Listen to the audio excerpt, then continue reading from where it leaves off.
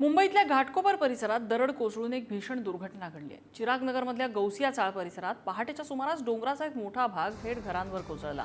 या दुर्घटनेत आतापर्यंत 8 जणांचा मृत्यू झालाय तर 4 जण जखमी झाल्याची माहिती आहे। ढिगाऱ्याखाली काही जण अडकले असण्याची शक्यताही आहे।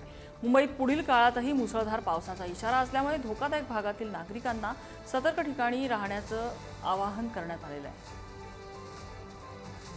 नोटीस दिल्यानंतर तुम्ही त्यांना कुठं शिफ्टिंग दिली का की बाबा एचडीएल मध्ये रूम खाली आहेत, तुम्ही त्यांना शिफ्टिंग केली का की कुठल्या शाळेत तुम्ही त्यांना पाठवलं का? असं काही होत नाही। फक्त आणि फक्त नोटीस देण्याचं काम करतात। महानगरपालिका सत्ताधारी आता येणार 5 लाख 10 लाख आणि 15 लाख, कदाचित आता 15 लाख देतील। तेवढं काम करून स्वतःचे श्रेय लाटण्याचा प्रयत्न करणार आणि इकडनं निघून जाणार। बचाव कार्य आता महानगरपालिका, फायर ब्रिगेड आणि नेहमीप्रमाणे पोलिसाची पूर्ण जबाबदारीच असते। ते त्या पद्धतीने काम चालू आहे आणि आता हळूहळू कसं, एकतर गल्ली खूप छोटी आहे, आतमध्ये जायला जागा नाहीये। हळूहळू काम आता युद्ध पातळीवर चालू झालेलं आहे।